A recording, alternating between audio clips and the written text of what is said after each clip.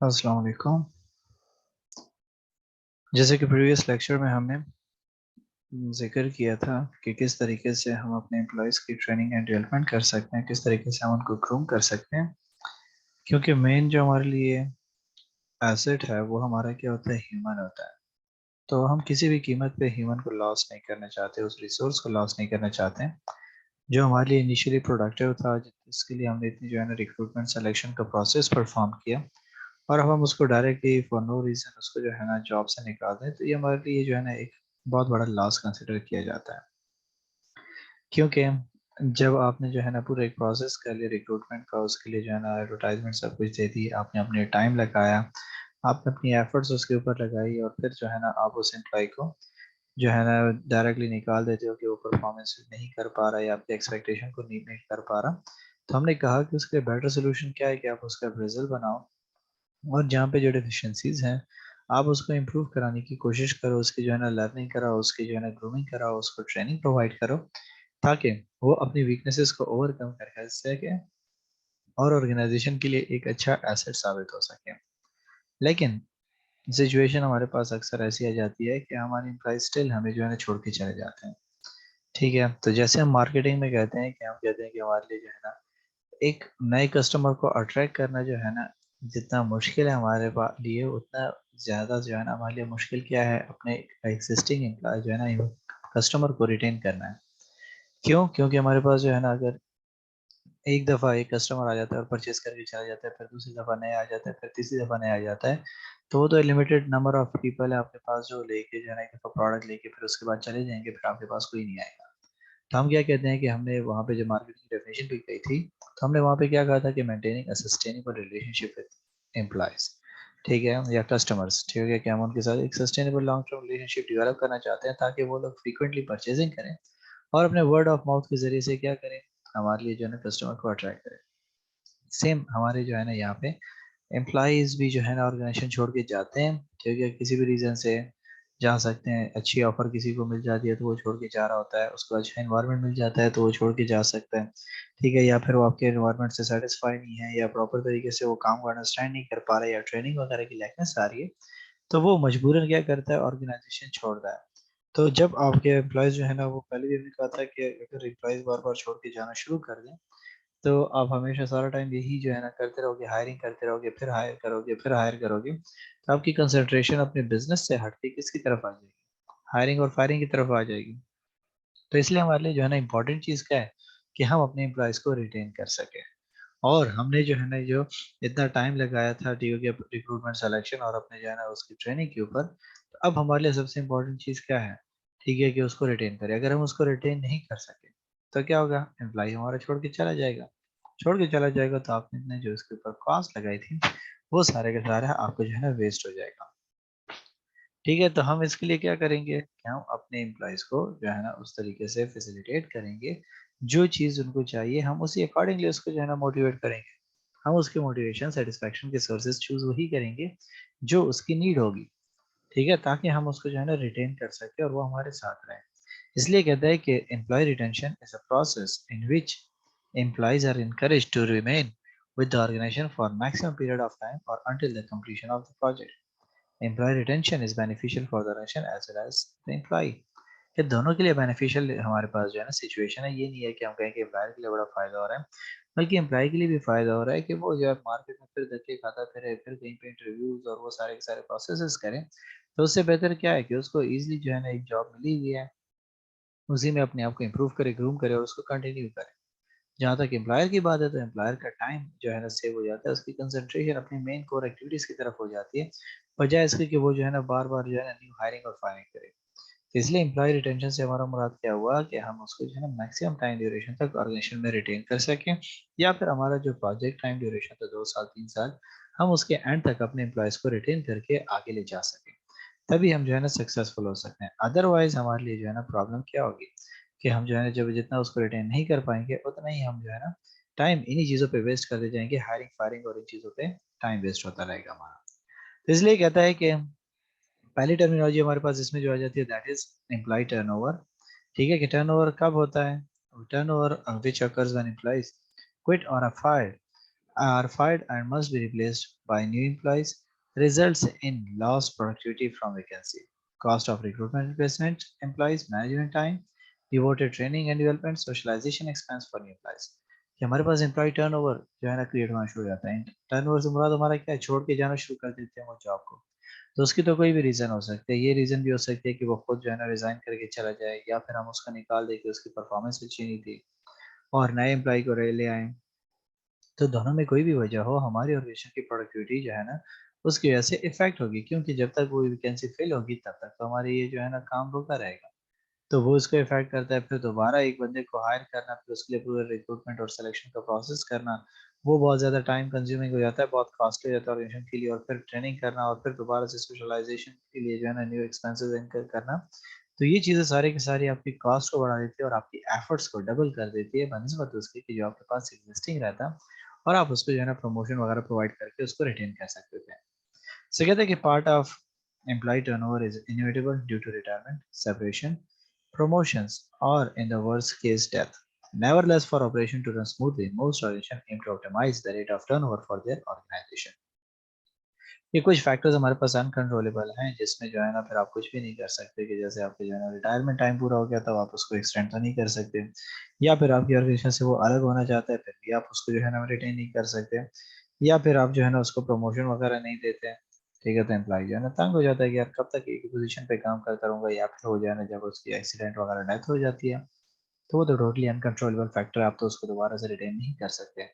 तो ऑर्गेनाइजेशन जो है वो कभी भी स्मूथली ऑपरेट नहीं कर सकती जब इस किस्म के जो है ना उसके पास टर्नओवर चलते रहेंगे। अब हम ये नहीं कह सकते कि वो 100% जो है ना टर्नओवर में रोक देगा, लेकिन क्या होगा कि वो मैक्सिमम एक्सटेंट तक जो है ना उसको कंट्रोल करे ताकि ऑर्गेनाइजेशन अपनी कोर एक्टिविटीज की तरफ फोकस कर सके और अपनी प्रोडक्टिविटी को मजीद इंप्रूव करे, ना कि अपना टाइम और कॉस्ट सारी की सारी यहाँ पे इनकर करना शुरू कर दे।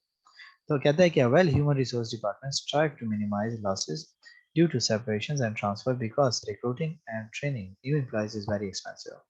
Note that a high turnover rate in a company may signal problems with selection and training process, the compensation program, or even the working environment of the company. To help reduce turnover, companies have tried a number of strategies, including giving employees more interesting job responsibilities, job management, allowing for increased job flexibility, and providing more employee benefits. कि हमारे जो human resource department बनाया जाता है वो इसीलिए तो बनाया जाता है कि एक राइट पर्सन राइट प्लेस के लिए जब चूज कर लेगा तो इससे क्या हो जाएगा कि वहाँ पे उनकी जो ये जॉब से ट्रांसफर होना या जॉब छोड़ के जाना या अलग होना, ठीक है, नए फिर एम्प्लॉयज़ को लाना, फिर उनकी ट्रेनिंग वगैरह करना, इन चीज़ों को अवॉइड करके उसकी कॉस्ट को सेव करें। ना कि इन चीज़ों पे जो है ना दोबारा से कॉस्ट उनकी इनकर होती रहे, हर हफ्ते जो है ना, हर महीने जो है ना वो फिर नए हायरिंग करके नए लोगों को हायर कर रहा हूँ।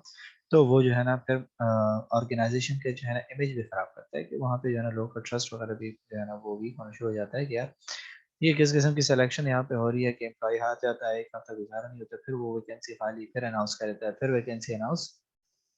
तो वो उनके तमाम प्रोसेसेस, प्रोग्राम और इन चीज़ों के ऊपर जो है ना डाउट क्रिएट करना शुरू करता है और कंपनी के एनवायरनमेंट पे कि यार यहाँ पे ऑर्गेनाइजेशन में कैसा क्या चल रहा है, कि जिसकी वजह से एम्प्लॉयी जो है ना वहाँ रुकते ही नहीं है। हर महीने जो है ना फिर इस कंपनी ने एडवर्टाइज़ की होती है पोज़ीशंस। तो इन चीज़ों को रिड्यूस करने के लिए ऑर्गेनाइजेशन क्या करती है, डिफरेंट स्ट्रैटेजीज़ बनाती है। कोई जो है ना उनको ट्रेनिंग देता है, प्रैक्टिकल ऑन हैंड ट्रेनिंग देता है, कोई उसकी जो है ना एक्टिविटीज़ जिसमें उसका इंटरेस्ट हो वो जो है ना काम बढ़ाना शुरू कर देता है उसका। ठीक है, जॉब की टाइमिंग्स रिलीज़ करना शुरू कर देता है, या फिर और कोई बेनिफिट्स, कंपनसेशंस वगैरह देना शुरू कर देते हैं ताकि वो लोग जो है ना रिटेन रहे और ऑर्गेनाइजेशन में जो है ना ये इस किस्म की जो है ना नेगेटिव जो है ना सिचुएशन क्रिएट ना हो। तो कहते हैं कि to reduce voluntary turnover, organization can come up with various strategies to keep employees satisfied and stay in organization. To do, these employers must recognize key reasons why employees would want to leave. ठीक है, कि जो voluntary turnover organisation जो है ना आ जाती है, कहती है कि यार हमारे एम्प्लॉइज जो है ना वो सेटिस्फाई रहें, ठीक है, और वो जो है ना कंट्रोल रहें ताकि जो है ना एम्प्लॉय छोड़ के ना जाए। तो उसके लिए तो फिर आपको जो है ना क्या करना पड़ेगा, मेन रूट रीज़न तक जाओगे, कॉज़ तक जाओगे कि यार आखिर ऐसी कौन-सी वजह है, ऐसी कौन-सी रीज़न है हमारे ऑर्गेनाइजेशन में कि जिसकी वजह से एम्प्लॉयी हमारे साथ रिटेन नहीं कर रहे हैं। अगर सैलरी है तो सैलरी को बेहतर बनाओ, अगर जो है ना अगर एक्स्ट्रा बेनिफिट्स चाहिए उसमें से कोई, तो फिर उन बेनिफिट्स के ऊपर थिंक आउट करो। क्योंकि बार-बार एम्प्लॉयी को हायर करना और फिर वो छोड़ के चला जाए तो आपके इमेज को भी रुइन कर रहा है और उसके अलावा आपकी कॉस्ट भी सारी सारी। तो वो कॉस्ट वहां पे लगाने से बेहतर क्या है कि अगर एम्प्लॉय सैलरी इंक्रीज चाहता है तो वो उसको वहां पे कंपनसेट कर दो, ताकि आपकी ऑर्गेनाइजेशन की प्रोडक्टिविटी इफेक्टिविटी जो है ना वो मेंटेन रह सके, ना कि वो जो है ना डाउन शुरू हो जाए। ठीक है, तो कहता है कि क्वेश्चन अराइज होता है कि आखिर एम्प्लॉय छोड़ के क्यों जाते हैं, कि वो जो है ना क्या प्रॉब्लम होती है कि जिसकी वजह से उनको जॉब छोड़नी पड़ती है। ठीक है, तो कहता है कि employees quit for new job many reasons. They move due to family reasons to another location, stay home to care their loved ones, change careers, find career growth or promotions, go back for higher education, or seek higher salaries. Those reasons are not easy to address by an employer because they involve life events in the employee's world outside the work. ठीक है, बहुत सी वजूहत हो सकती हैं जिसके लिए वो जॉब छोड़ सकता है। किसी के फैमिली इश्यूज चलते हैं तो वो जो है ना जॉब छोड़ देता है, कोई जो है ना एक जगह से दूसरी जगह जाता है तो फिर वहाँ पे तो उसकी ब्रांच होती नहीं है, तो मजबूरन उसको जॉब छोड़नी पड़ती है कि यार अब मैं वहाँ तक फिर दोबारा कैसे आऊँगा, फिर जो है 2-3 घंटे का सफर कौन करेगा डेली आना जाना, और इसके एक्सपेंसेस मेरे हो रहे हैं। तो वो किट कर देता है, या फिर उनको जो है ना सैलरी अच्छी नहीं मिलती, अच्छी सैलरी की तलाश में रहता है, कोई जो है ना एजुकेशन कंटिन्यू करने की कोशिश करता है तो वो छोड़ देता है। ठीक है, फिर या जो है ना उनको कैरियर पाथ चेंज कर लेते हैं कि नहीं मैं अभी मजीद अकाउंट्स में काम नहीं करना चाहता, मैं टैक्सेशन की साइड पे जाता हूँ, तो वो इसको स्किप करके उस तरफ जा जाता है। बट कहते हैं कि the majority of reason why employee quit their job are under the control of employer. In fact, any element of the current place, your workplace culture and environment, the employee's perception of his job and opportunities are all factors that employer can influence.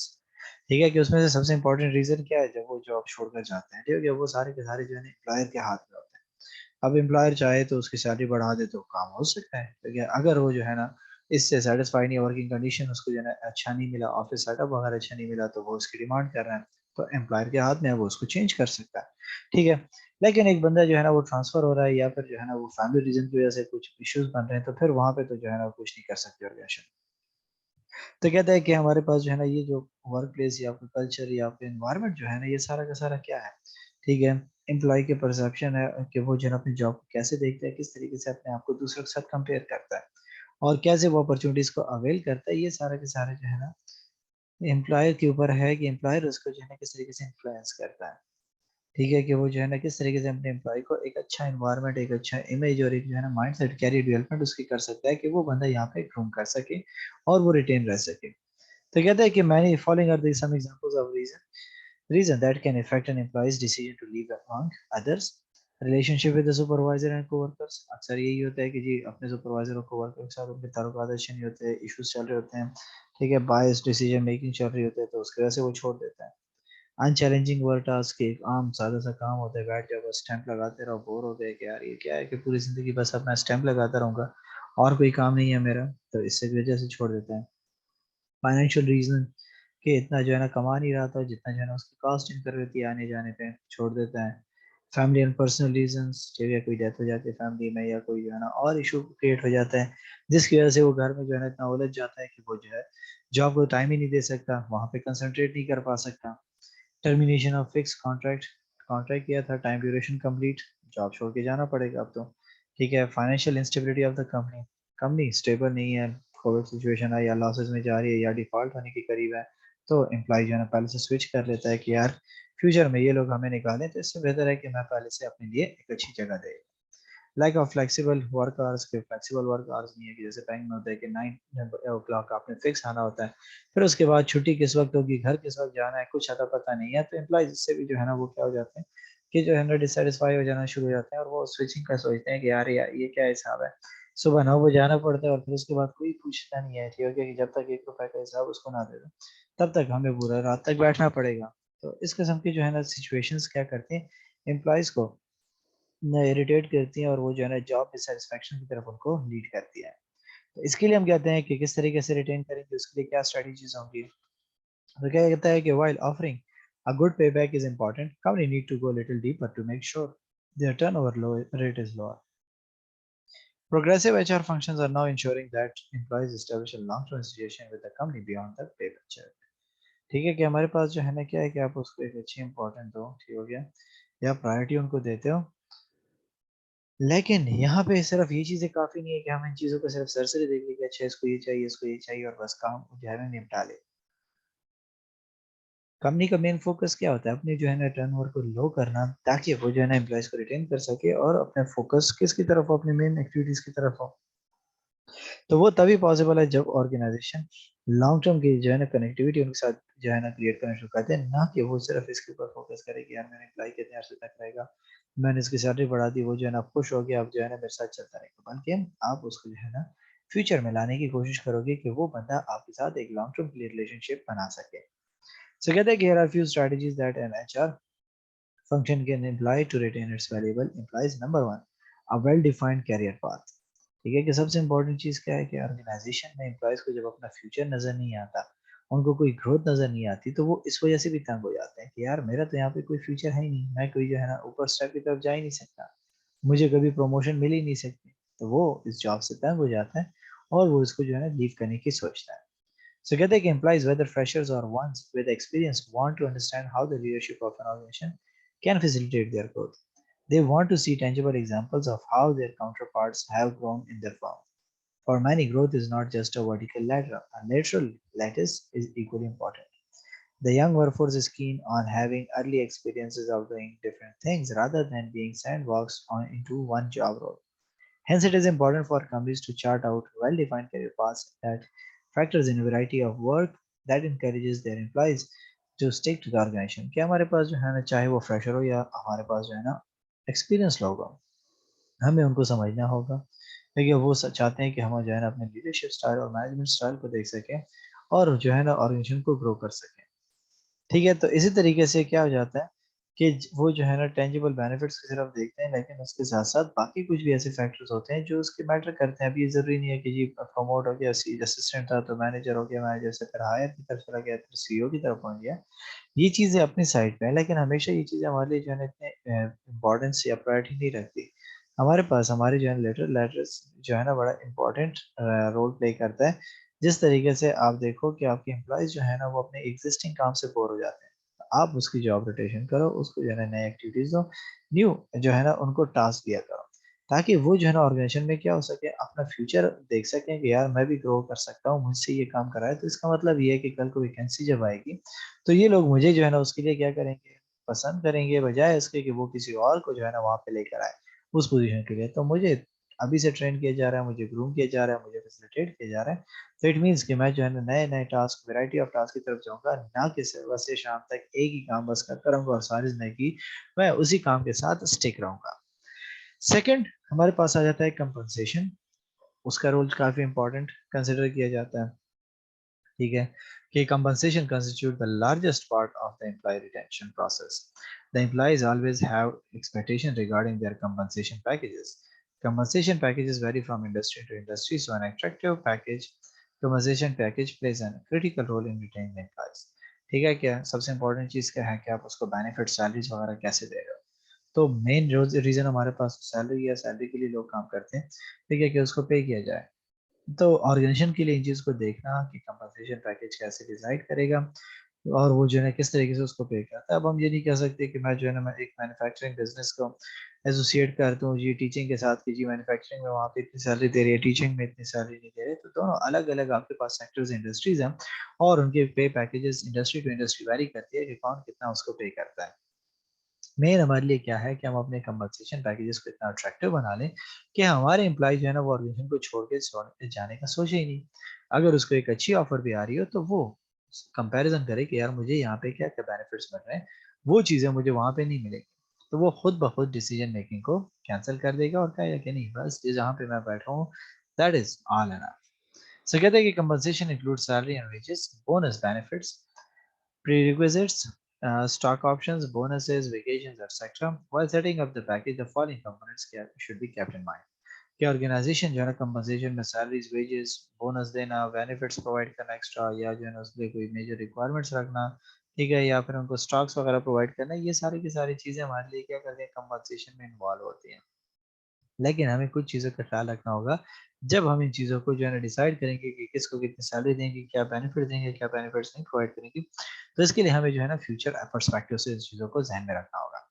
पहली बात कहता है कि salary and monthly wage, it is the biggest component of the compensation package. It is also the most common factor of comparison among employees. ठीक है कि mostly हमारे पास यही होता है, सैलरी तो एक मेन चीज़ है जिसके लिए वो देखते हैं और वो जो है ना इसके लिए काम कर रहे होते हैं, तो वो दूसरों के साथ मुआवजा करते हैं कि सेम टास्क पे मुझे कितना पे कर रहे हैं और दूसरों को कितना पे कर रहे हैं.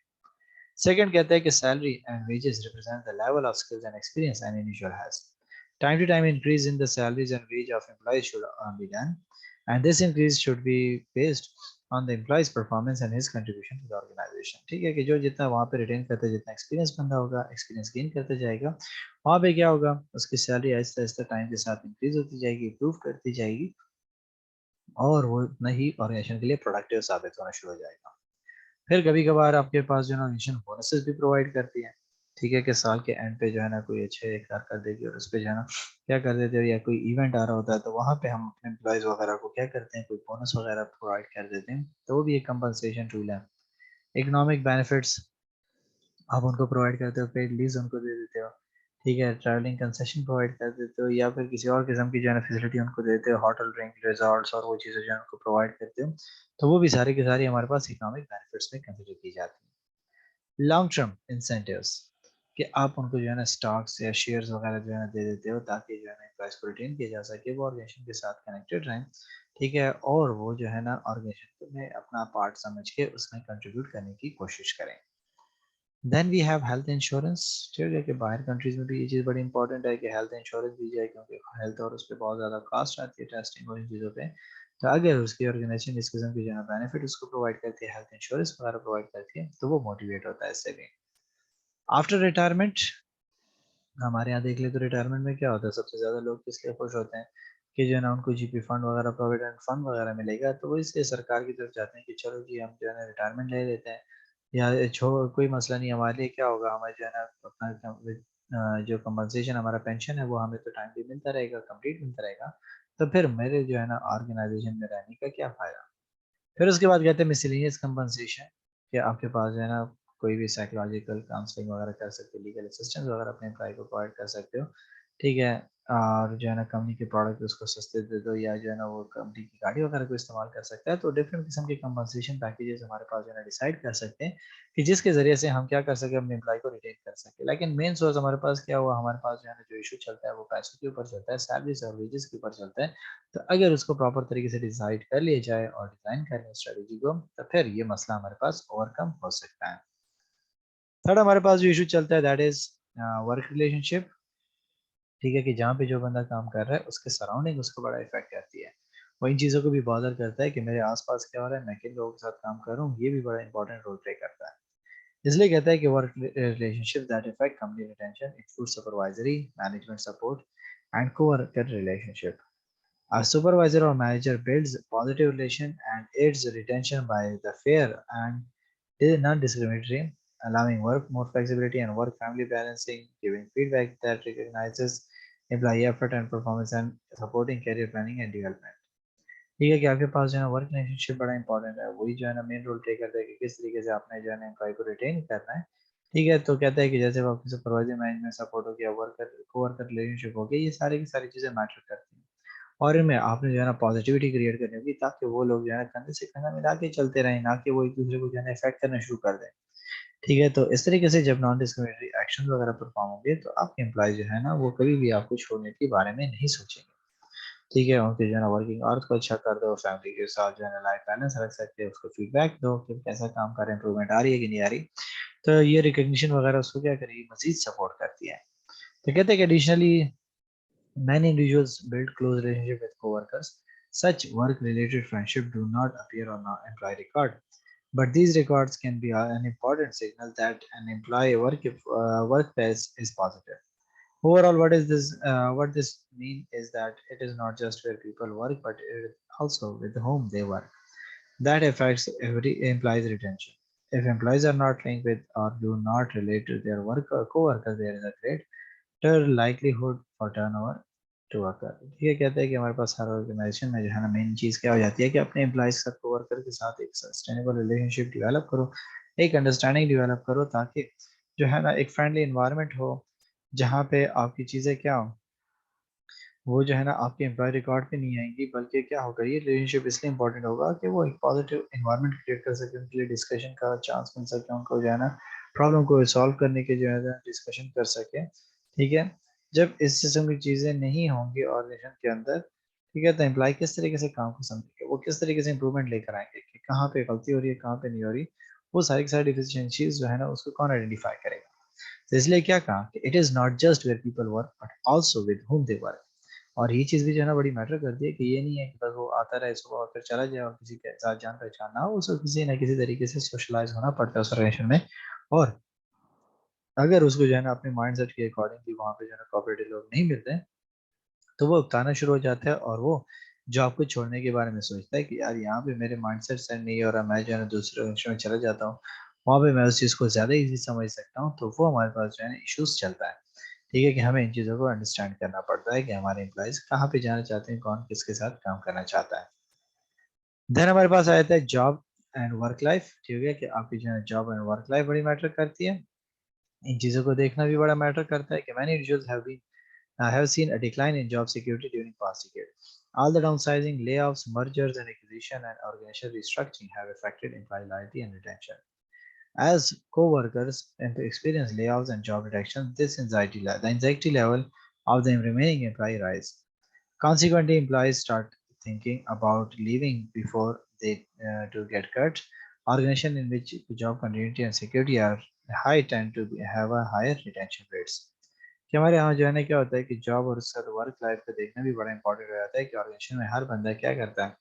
ठीक है कि इस चीज़ को देखता है कि उसको जॉब सिक्योरिटी मिल रही है कि नहीं मिल रही।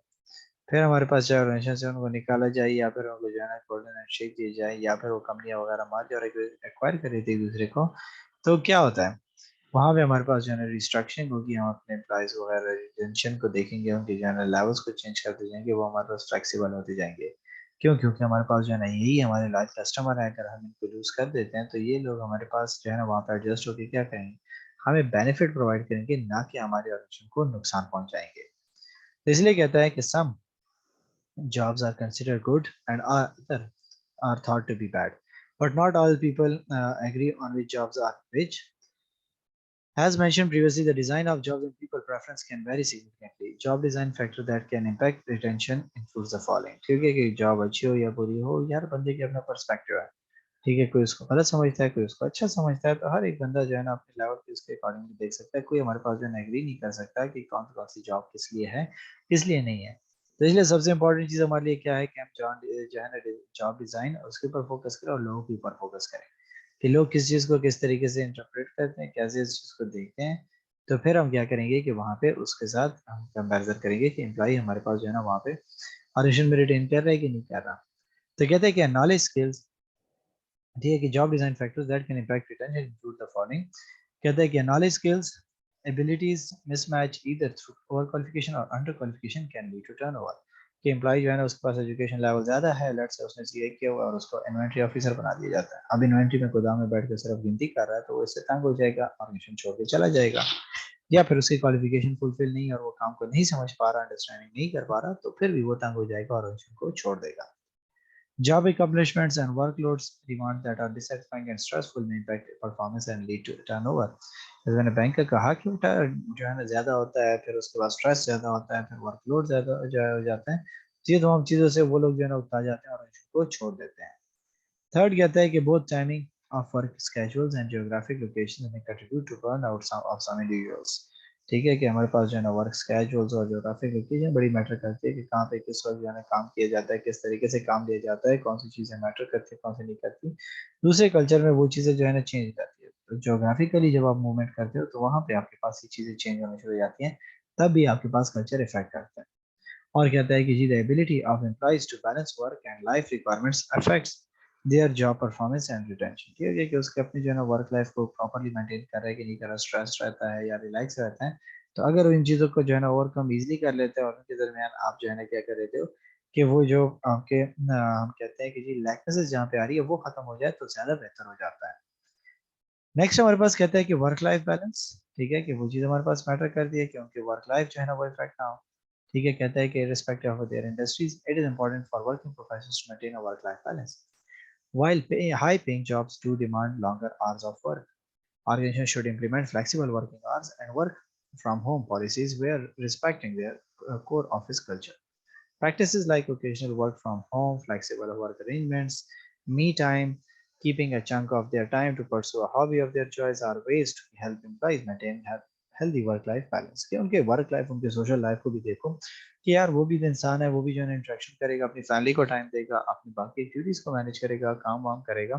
तो आपको जो है ना या उसके लिए फ्लेक्सिबल आवर्स प्रोवाइड करनी चाहिए, या फिर आप उसके लिए जो है ना कुछ एक ऐसा स्पेसिफिक टाइम उनको प्रोवाइड करो कि उस टाइम में थोड़ा सा वो अपने ऊपर फोकस करना शुरू कर दे। ये तभी पॉसिबल है जब एक बंदा जो है ना 8 to 2 आ रहा हो, तो फिर तो पॉसिबल नहीं। बल्कि जो 9 to 5 आ रहा है, 9 to 6 आ रहा है, तो उनके लिए जो है ना इस तरीके से आप क्या कर सको कि देखो कि उनके सोशल लाइफ भी तो इफेक्ट ना हो, और हम उसके दरमियान बैलेंस कैसे ला सकते हैं। उसके बाद हमारे पास जो है ऑर्गेनाइजेशन इन्वायरमेंट भी मैटर करता है। ठीक है, कि आपकी ऑर्गेनाइजेशन में इन्वायरमेंट कैसे डेवलप किया गया है। तो कहता है कि it's not about managing retention, it is about managing people. If an organisation manage its people well, employee retention will take care of itself. Organisation should focus on managing the work environment to make better use of available human capital। ठीक है, कि सबसे important बात क्या है, retention तो सही है कि वो जो है ना आप कहते हो कि ये हमें करना है, लेकिन रिटेंशन से इंपॉर्टेंट क्या है कि अपने एम्प्लॉयज को कंपनी के साथ इतना कनेक्ट कर लो, इतना जोड़ लो, ठीक है, और ऐसे तरीके से उनको मैनेज कर लो कि वो लोग जो है ना आपके ऑर्गेनाइजेशन को छोड़ने के बारे में सोचे ही नहीं। ठीक है, तो वो ज्यादा बेहतर है बजाय इसके कि हम जो है ना उसके रिटेंशन के ऊपर फोकस करें, पॉलिसीज उसके लिए बनाते रहें। तो उससे बेहतर है हम अपनी एम्प्लॉयज को जो है ना ब्रदर्स कंसिडर करके, उसको जो है ना एम्प्लॉय ह्यूमन कंसिडर करके हम उसको जो है ना एक टीम की तरह मूव करते जाएं।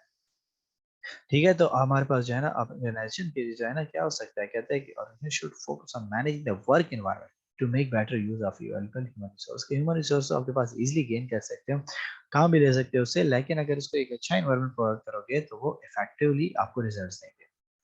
जैसे कहता है कि people want to work for organization which appreciation for work done, ample opportunities to grow, friendly cooperative environment, feeling that the organization has is second home to the employees।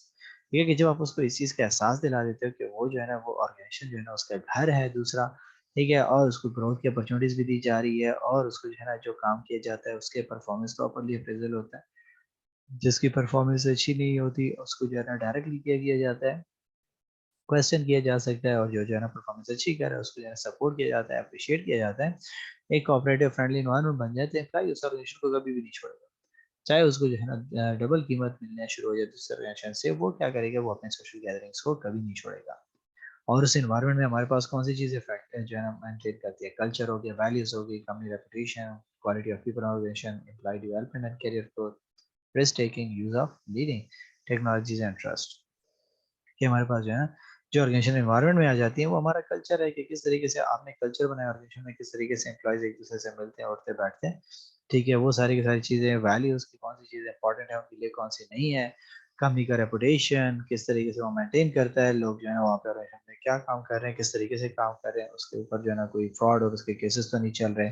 ठीक है, उसके एम्प्लॉय को कैरियर ग्रोथ नजर आ रहा है, ठीक है, risk taking हो रही है, और जो है ना नए टेक्नोलॉजीज के साथ वो कनेक्ट कर रहे हैं, और एक ट्रस्ट वर्दी इन्वायरमेंट जब उनको प्रोवाइड किया गया है, तो फिर एम्प्लॉय जो है ना वो क्या करेंगे, खुद ब खुद आपके ऑर्गेनाइजेशन के लिए एक प्रोडक्टिव और एफिशिएंट जो है ना बनना शुरू हो जाएंगे, बचाए इसके कि वो जो है ना आपके ऑर्गेनाइजेशन को बैडली इफेक्ट करे। वो क्या करेंगे कि इन तमाम चीज़ों को जो है ना देखते हुए ऑर्गेनाइजेशन को मजीद बेहतर करेंगे, और वो उसके लिए एसेट बनने की कोशिश करेंगे। फिर उसके बाद कहता है कि नंबर 7, रिकॉग्निशन एंड फीडबैक बहुत इंपॉर्टेंट है हमारे पास, कि bosses are quick on giving feedback when issues crop up. However, appreciation is rare when the things go smooth. Letting your employees know what you appreciate their efforts, recognizing and highlighting impactful outcomes, and giving timely feedback is crucial. Similarly, gaining feedback from employees and engaging oneself in meaningful dialogues to improve areas that are creating obstacles is important. ठीक है, कि organisation में employees को जो है ना discourage करने के लिए तो बहुत बैठे होते हैं कि जी थोड़ी सी भी गलती हो जाए उसको पकड़ लिया जाता है, उसके ऊपर जो है ना इश्यूज बनाए जाते हैं, मीटिंग्स वगैरह कॉल की जाती हैं।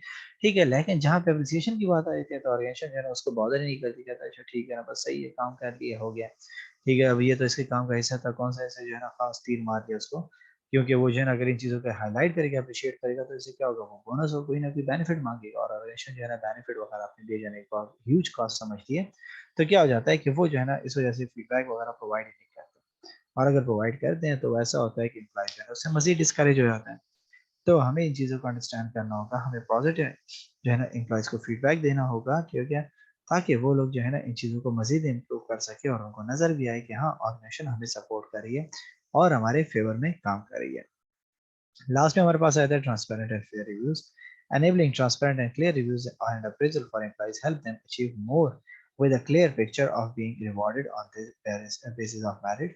The review process should celebrate key milestone in an employee's career in an organization where the focus is on highlighting key achievements, strengths, and development areas.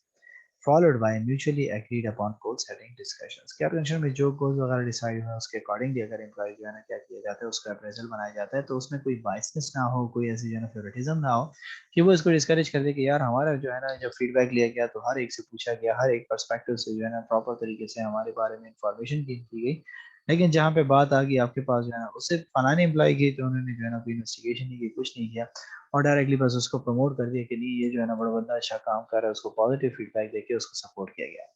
तो ऑर्गेनाइजेशन के लिए ये चीज़ भी इंपॉर्टेंट है कि वो क्या करे कि उनके जो प्रॉपर तरीके से गोल्स टारगेट्स वगैरह प्रॉपरली जो है ना डिसाइड करे, वो फेयर तरीके से उसको जज करें और उनके जो है ना उसके जो टारगेट्स हैं जिस तरीके से वो अचीव कर रहा है, जिस तरीके से वो एफिशिएंटली काम कर रहा है उसके अकॉर्डिंगली उसके साथ डिस्कशन करके एक म्यूचुअल एग्रीड गोल्स जो है ना सेट किया जाए ताकि वो लोग एक ट्रैक पे होके क्या कर सकें, एक अच्छा रिजल्ट दे सकें। तो ये डिफरेंट किस्म की हमारे पास स्ट्रैटेजीज हैं जिसके जरिए से हम अपने एम्प्लॉयज को रिटेन कर सकते हैं। तो हमारा चैप्टर यहाँ पे कंप्लीट हो जाता है। ठीक हो गया, जिसमें हमने क्या कहा कि डिफरेंट किस्म के एस्पेक्ट देखें। पहली चीज़ हमने कहा कि ह्यूमन रिसोर्स स्ट्रैटेजीज क्या हैं, तो मेन हमारा मकसद क्या हुआ कि एम्प्लॉयज़ को रिटेन करना ऑर्गेनाइजेशन के लिए बहुत इंपॉर्टेंट है और उसके लिए एक अच्छा right person on the right place होना बहुत इंपॉर्टेंट है ताकि वो अपने एफिशिएंट रहे और इफेक्टिव रहे और उनकी गोल जो है वो प्रॉफिट मैक्सिमाइजेशन का वो प्रॉपरली अचीव हो सके। फिर हमने कहा कि हमारे ऑर्गेनाइजेशन में एम्प्लॉयज़ क्या हो जाते हैं कि वो मूव करना शुरू कर देते हैं, स्विच करना शुरू कर देते हैं। तो हमें उसको रिटेन करना होगा, हम उसके लिए प्रॉपर तरीके से स्ट्रैटेजीज़ बनाएँगे ताकि वो जो है ना ऑर्गेनाइजेशन में रिटेन रह सकें, उनको फीडबैक दो, उनको जो है ना ग्रूम करो, ट्रेन करो, ठीक है? ताकि वो लोग अपने आप को ऑर्गेनाइजेशन का हिस्सा समझें और वो इतने कनेक्टेड हो जाएँ कि वो किसी भी ज़रूरत ऑर्गेनाइजेशन को छोड़ने पे आमादा ना हो। ठीक है, सो यहाँ पे हमारा चैप्टर कंप्लीट हो जाता है ह्यूमन रिसोर्स का। अगर आपका कोई क्वेश्चन है तो पूछ सकते हैं।